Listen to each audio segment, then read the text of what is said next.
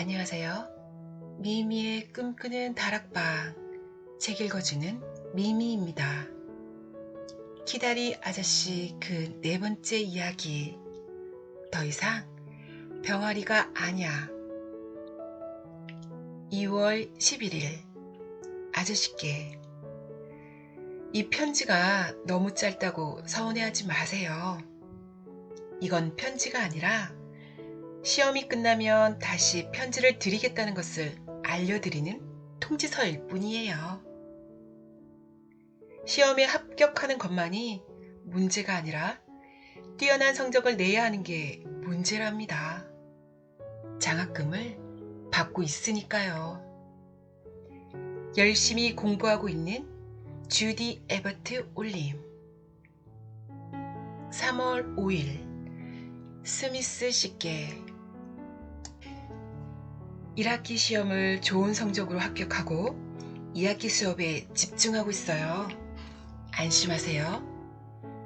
이번 학기에는 화학 대신 생물학을 선택했답니다.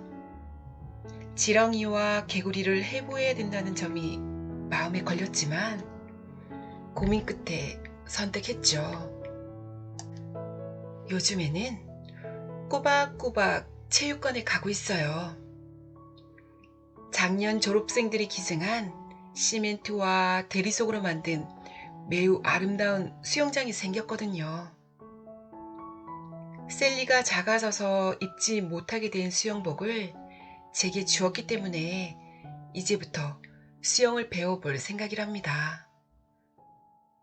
요즘 날씨는 매우 이상적이에요. 빛나는 햇빛과 구름, 그리고 그 사이로 날리는 눈보라는 사람들의 마음을 설레게 하네요. 저는 친구들과 함께 기숙사와 교실 사이길을 기분 좋게 산책하고 있어요. 특히 기숙사로 돌아올 때 가장 좋답니다. 언제나 건강하시기를 빌겠어요. 안녕히 계세요. 정성을 담아 아저씨의 제루샤 에버트 올림. 4월 24일 아저씨께 또다시 봄이 찾아왔어요. 이 아름다운 교정을 아저씨께도 보여드리고 싶네요. 지난주 금요일에 저비스 씨가 또 오셨답니다. 그런데 아쉽게도 셀리와 줄리아와 저는 기차 시간에 맞춰 막 나가려던 참이었답니다. 프린스턴 대학의 댄스 파티와 축구 경기를 구경하러 가던 길이었죠. 아저씨께 편지로 승낙받고 기다리다가 왠지 아저씨의 비서가 못 가게 할 것 같아서 그만두었어요. 우린 학교로부터 외출 허가를 받았고 셀리의 어머니를 보호자로 모시고 갔죠. 굉장히 즐거웠답니다. 그렇지만 자세한 이야기는 쓰지 않을래요. 너무나 여러 가지 일이 있었기 때문에 일일이 쓰자면 복잡하거든요. 5월 15일 키다리 아저씨께 이 그림이 뭐같이 보이세요? 실 끝에 대롱대롱 매달려 있는 거미 같죠? 하지만 사실은 체육관 풀에서 수영을 배우고 있는 주디의 모습이랍니다. 수영 선생님은 제 허리띠에 밧줄을 묶어서 천장에 도드레에 매달아 놓았죠. 이것은 선생님을 완전히 믿고 있는 사람에게는 매우 훌륭한 방법이겠죠. 하지만 저는 선생님이 줄을 늦추시지는 않을까 계속 걱정을 하기 때문에 왼쪽 눈으로는 선생님 눈치를 살피고 오른쪽 눈으로 수영을 한답니다. 주의를 집중하지 않기 때문에 생각처럼 잘 되지 않고 있죠. 요즘은 날씨가 무척 변덕스러워요. 편지를 쓰기 시작했을 때에는 비가 내렸는데 지금은 햇볕이 쨍쨍 내리쬐고 있네요. 지금부터는 테니스를 치러 갈 거예요. 그러면 체조를 하지 않아도 되거든요. 일주일 뒤. 이 편지를 훨씬 전에 끝냈어야 했는데 아직 그러지 못했어요. 아저씨, 제가 규칙적으로 편지를 하지 않더라도 화내지 마세요. 저는 아저씨께 편지 쓰는 것이 좋답니다.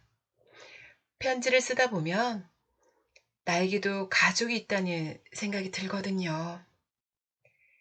제게는 아저씨 말고도 편지를 주고받는 친구가 두 사람이나 더 있답니다.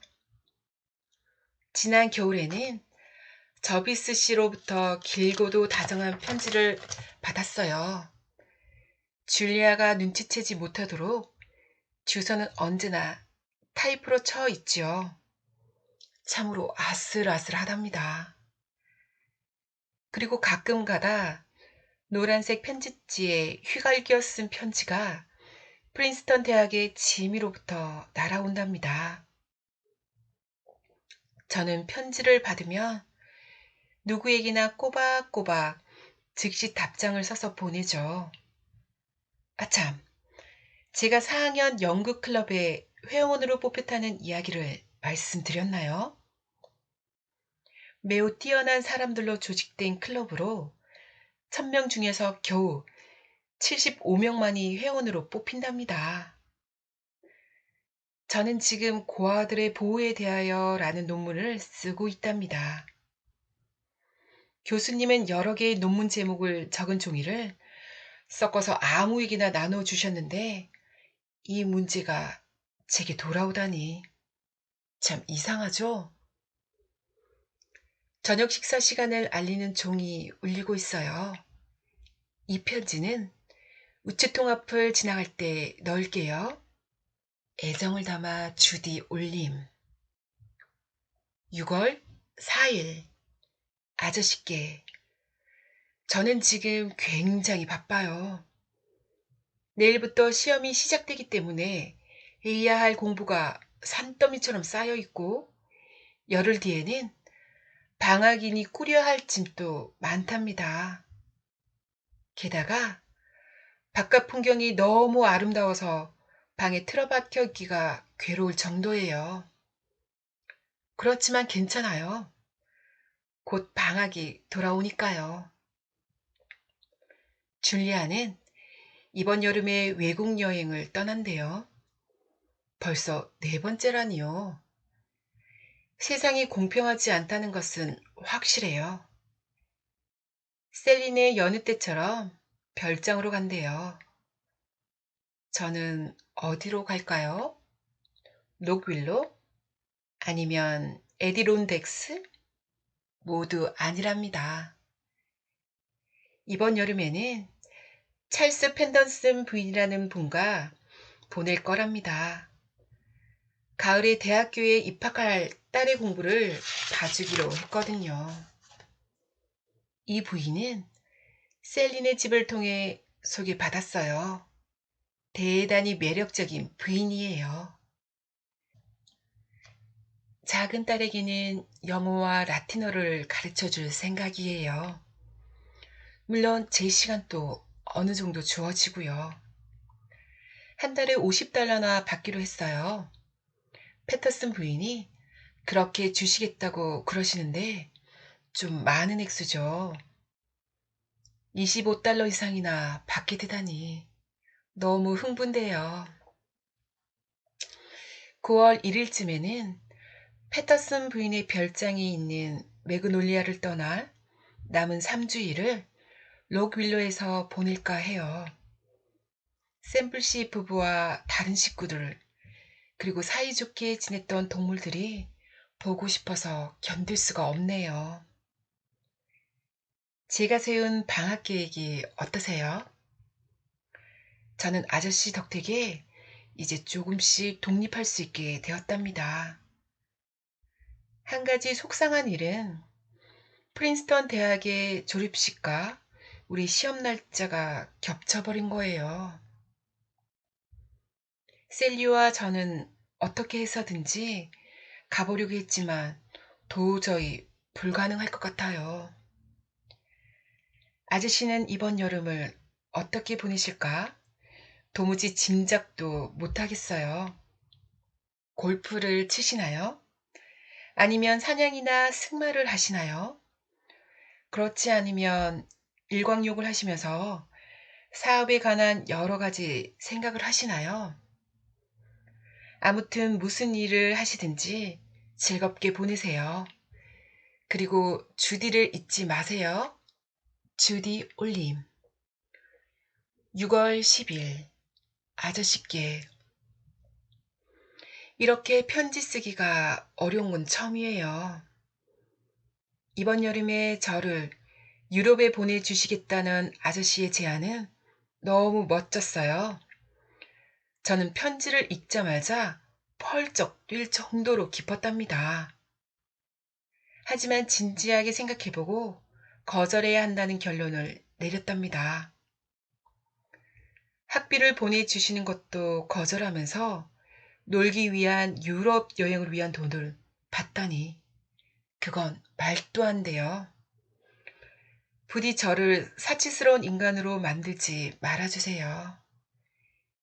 이번 여름에는 학생들을 가르쳐 독립을 하는 게 올바른 일이라고 생각되는군요.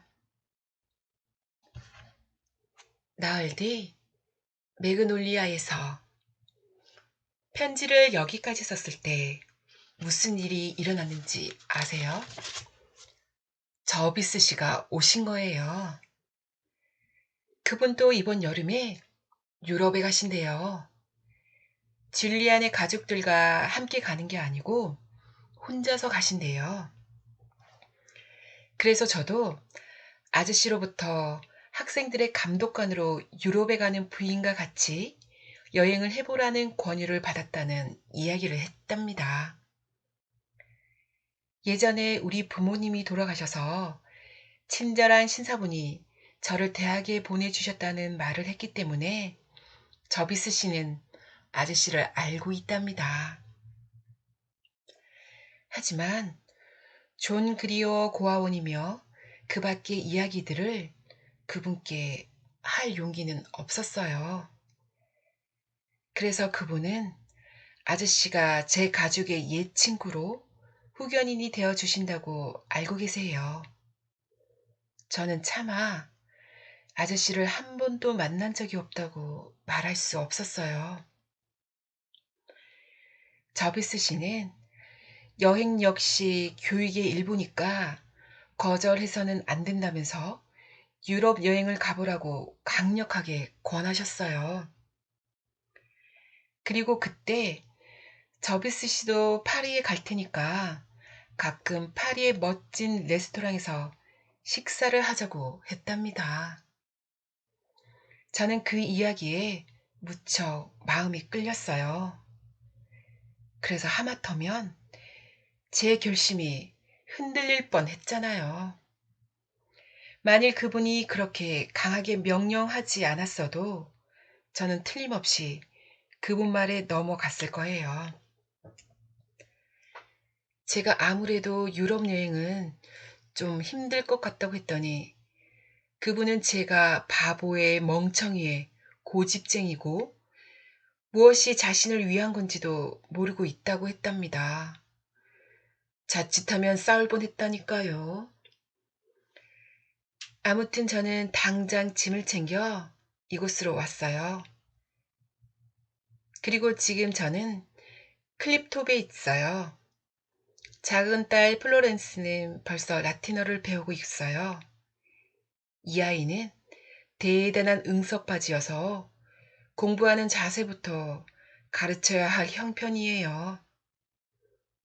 이 아이는 크림소다보다 어려운 것은 생각해 본 적이 없는 것 같아요. 우리는 바닷가 절벽의 조용한 곳을 공부방으로 쓰고 있어요. 패터슨 부인은 딸들을 되도록 바깥에서 지내게 하고 싶어 해요. 그러나 눈앞에 파란 바다와 그 위를 달리는 배를 보면서 마음을 집중시키기란 정말 어렵답니다. 자신이 그 배를 타고 외국으로 항해하고 있을지도 모른다는 상상을 하게 되거든요. 그렇지만 지금은 라틴어 문법 외에는 아무 생각도 하지 않기로 했어요. 이렇게 저는 즐거운 유럽 여행이란 유혹을 단호히 물리치고 이곳에 왔답니다. 부디 화내지 마세요. 제가 아저씨의 친절을 거절했다고 해서 아저씨께 감사하지 않는 것은 아니니까요. 언제나 감사하고 있답니다. 그 은혜에 보답할 수 있는 단 하나의 방법은 제가 훌륭한 사람이 되는 것뿐이니까요. 아저씨가 저를 보실 적마다 나는 주디를 이렇게 훌륭한 사람으로 교육시켰다 라고 말씀하실 수 있도록 말이에요. 그러나 요즘은 제가 그리 뛰어나지 않다는 생각이 자꾸 드네요. 장래 일을 계획하는 일은 즐겁지만 극히 평범한 사람이 될 것 같기도 하고요. 결국에는 결혼을 해서 남편이 하는 일에 이러쿵 저러쿵 참견하는 평범한 여자가 될지도 모르죠. 아저씨의 영원한 주디 올림. 8월 19일 키다리 아저씨께. 제 방 창문 밖으로 보이는 풍경은 매우 아름다워요. 끝없이 펼쳐진 바다와 수많은 바위들 뿐이지만요. 여름이 가고 있네요. 오전 내내 라틴어와 국어와 수학을 머리가 나쁜 두 아이에게 가르치며 보냅니다. 메리언이 대학에 들어갈 수 있을지, 들어간다 해도 계속 학교에 다닐 수 있을지 정말 걱정이에요. 플로렌스는 더욱 희망이 없어요. 그러나 정말 귀엽고 예쁜 아이들이랍니다. 예쁘기만 하면 머리가 나빠도 특별히 문제될 건 없지 않을까요? 하지만 장차 이 아이들이 결혼해서 남편을 얼마나 지겹게 만들지 생각해 보면 아찔하답니다. 머리가 텅 빈 남편을 만난다면 천만 다행이지만요.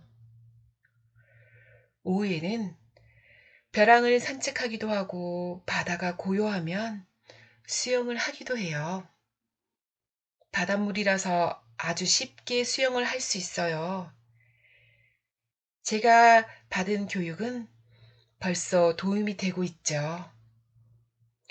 파리에서 여행 중인 저비스 씨로부터 짧은 편지가 왔어요.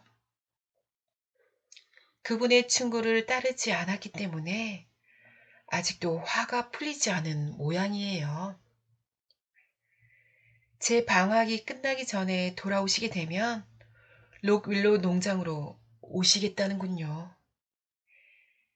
그리고 만일 제가 아주 상냥하고 부드럽게 행동한다면 다시 제 편이 되어 주시겠대요. 셀리한테서도 편지가 왔어요. 9월에 2주일 동안 자기네 별장에 와서 지내지 않겠느냐는 내용이었어요. 이것도 아저씨의 허락을 받아야만 하나요? 제가 하고 싶은 대로 하면 안 되나요? 여름 내내 일했으니 조금은 기분 전환을 하고 싶어요. 저는 저비스 씨가 록윌로 농장에 도착했을 때 제가 없어서 실망하게 만들고 싶어요. 그분은 제게 명령할 수 없다는 사실을 분명히 알아야 해요. 아저씨를 빼고는 누구도 제게 명령할 수 없어요. 하지만 아저씨의 말씀도 언제나 따를 수 있는 건 아니랍니다. 저는 이제 에디론 덱스로 떠납니다. 주디 올림. 9월 6일 맥브라이트 캠프에서 아저씨께. 운 좋게도 아저씨, 아니, 아저씨의 비서의 편지가 도착하기 전에 이곳으로 와버렸죠. 앞으로 제게 명령하시려면 적어도 2주일 전에 비서에게 일러두셔야 해요. 숲은 아주 멋지답니다. 별장도 날씨도 셀린의 가족도 멋지고 세상 모든 것들이 다 아름다워요. 저는 무척 행복해요. 지미가 보트를 타러 가자고 부르네요. 안녕 아저씨.